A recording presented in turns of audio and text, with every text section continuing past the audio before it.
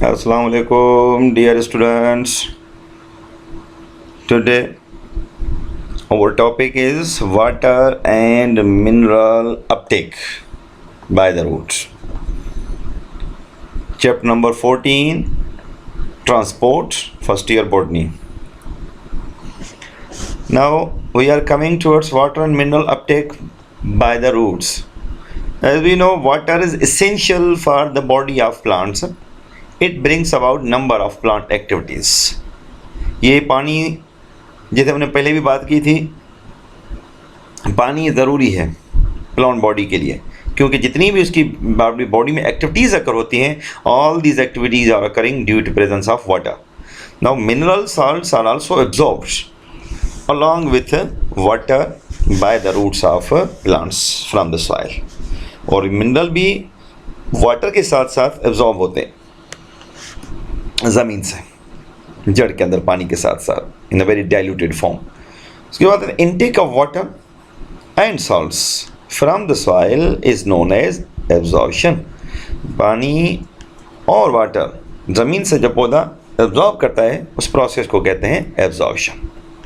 आप देखें, ये वाटर और मिनरल्स हैं ज़मीन में, ये ज़मीन, और ये पौधे के जड़ के थ्रू स्टेम में, स्टेम से ब्रांचेस में, ब्रांचेस से पत्तों की तरफ जाते हैं, और वाटर जो है वो वहाँ से एवापोरेट, वेपर की सूरत में एवापोरेट हो जाता है. एक्सेस अमाउंट में जो वाटर होता है वो एवापोरेट होता है in the form of transpire, in the form of vapours, that process called transpiration. तो ये पानी जो है ना, वाटर मिनरल जो है, जैसे मान बात की कि वो ज़मीन से पौधे की जड़ में जाते हैं और फिर आहिस्ता आहिस्ता ऊपर की तरफ जाते हैं. वो आगे पढ़ेंगे. अच्छा, the roots remain in the soil and perform the function of absorption of water. जड़ें ज़मीन के अंदर रहती हैं और वो एब्जॉर्प्शन का फंक्शन परफॉर्म करती हैं. The main root together with its branches form the root system. ये आप देख रहे हैं, प्राइमरी रूट, सेकेंडरी रूट, ये फिर देखें आप टर्शरी रूट्स, ये टर्शरी रूट्स हैं जो इनमें ब्रांच निकल रही है, ये टर्शरी रूट है. तो उसके बाद रूट हेयर्स, ये तो आप रूट हेयर्स हैं. तो ये सारे के सारे मिलकर, पार्ट्स मिलकर ये बनाते हैं रूट सिस्टम बनाते हैं. अच्छा, आगे चलते हैं तो बताते हैं आपको कि पूरी जड़ जो है वो पानी एब्जॉर्ब करने में इन्वॉल्व नहीं होती, लेकिन सिर्फ और सिर्फ इसका कुछ हिस्सा इन्वॉल्व होता है. वो कौन सा है, आगे देखते हैं.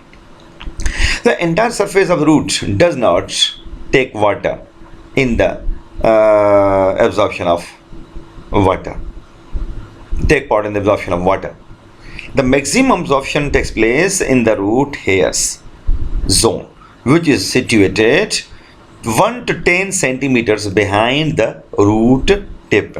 ये है रूट की टिप है, और 1 से लेकर 10 सेंटीमीटर्स तक ये मतलब के से ऊपर ये एरिया होती है जहाँ पे हेयर लाइक स्ट्रक्चर्स होते हैं. इनको कहते हैं रूट हेयर्स. हिया एंड रूट हेयर्स हाणे इहो 10 खां 1 खां 10 सेंटीमीटर जेका आहे न, इन चोटी जे भरिसां उते हिकु हेयर्स हूंदा आहिनि, उनखे रूट हेयर्स चइबो आहे. हाणे ॿूटो जेको पाणी खणंदो आहे, हिननि हेयर्स मां खणंदो आहे, हिननि हेयर्स मां खणंदो आहे, त इन करे हिननि खे असां रूट हेयर्स चवंदा आहियूं.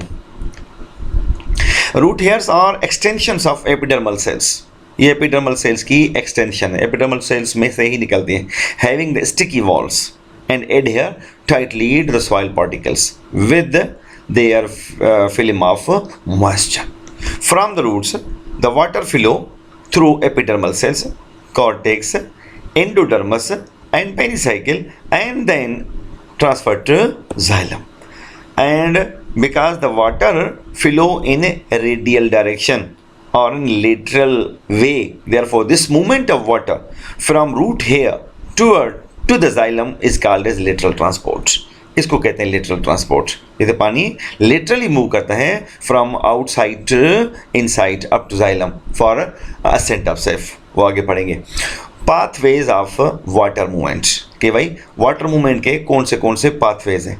There are 3 pathways for the water to enter the xylem. एक रास्ता जिसको हम कहते हैं एपोप्लास्ट पाथवे, दूसरा है सिंपलास्ट पाथवे, तीसरा है वेक्यूलर पाथवे. ये आप उनके कलर डिफरेंट देख रहे हैं, ऊपर भी आप डिफरेंट कलर देखें, ये है ग्रीन कलर में आप देख रहे हैं, इसको कहते हैं apoplast pathway. Water when water is moving through the cell walls of the cells, that is called as apoplast pathway. And second pathway is a red colored pathway when water is moving through plasmodesmata, through only and only protoplasm of two adjacent cells, इसको कहते हैं symplast pathway, इसको living pathway भी कहा जाता है, और apoplast pathway को नॉन लिविंग पाथवे भी कहा जाता है। और तीसरा है वेक्यूलर पाथवे, या इसको हम सेल्यूलर पाथवे कहते हैं। अच्छा, when water is transferring from cell walls, cell membrane, cytoplasm, vacuole and then into the other cell through the cell tonoplast, then protoplasm और साइटोप्लाज्म, उसके बाद सेल वॉल, सेल मेम्ब्रेन, उसके बाद सेल वॉल। तो ये जब यहाँ से जाएगा तो उसको कहेंगे हम वेक्यूलर पाथवे, मतलब वैक्यूल के थ्रू पास होके फिर जाएगा तो कहेंगे वेक्यूलर पाथवे। अगर सेल वॉल के थ्रू जाता है तो उसको कहते हैं एपोप्लास्ट पाथवे। अगर प्लाज्मोडेस्माटा से जाता है तो उसको कहते हैं सिम्प्लास्ट पाथवे। तो सबसे पहले आ रहा है cellular pathway. In this route water flow through the cell to cell, water enter the root hairs and epidermal cells down concentration gradient.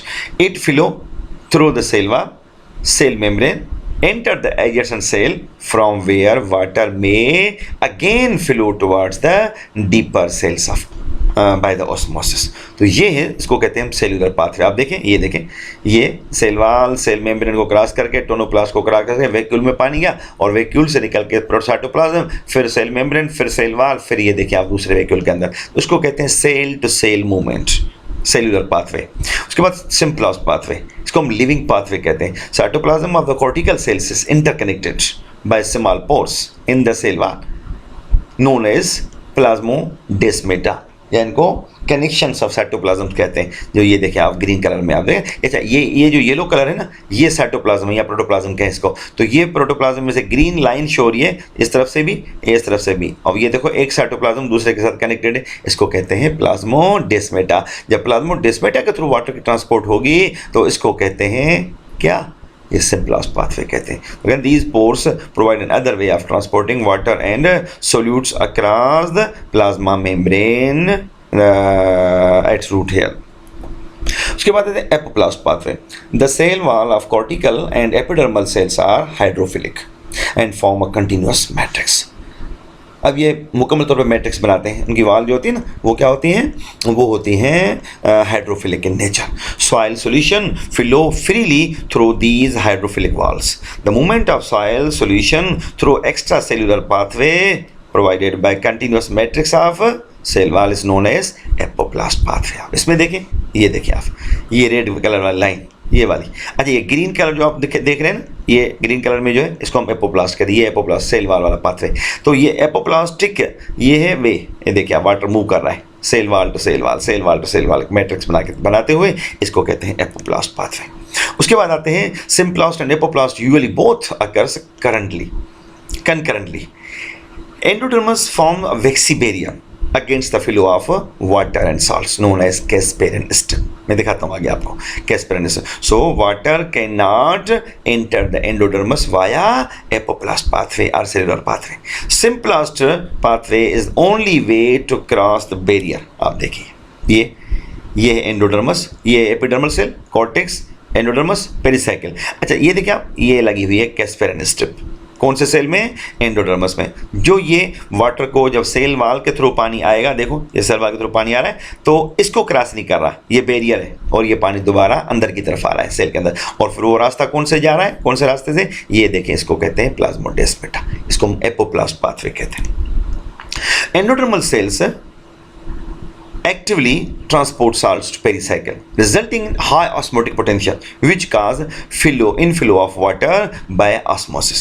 From pericycle, water flow into xylem via both symplast and apoplast pathway. फिर वो दोनों रास्ते से पानी जाता है। जैसा कि ये देखिए आप, पहले जा रहा था ये सेल वाल वाले रास्ते से भी ये थे, और ये देखो सिम्प्लास्ट पाथवे से भी जा रहा है। लेकिन आगे जाके एंडोडर्मल सेल में ये रही पिंक कलर की ये कैस्पेरियन स्ट्रिप, ये देखें यहाँ पे नहीं है और यहाँ पे भी कैस्पेरियन स्ट्रिप है, तो ये अलो नहीं करती। तो सेल वाला रास्ता बंद, सिर्फ कौन सा रास्ता खुलता है, ये रास्ता खुल रहा है, इसको कहते हैं symplast pathway. So that was all about water and mineral uptake by the root. इंशाल्लाह हम अगला टॉपिक पढ़ेंगे असेंट ऑफ सैप।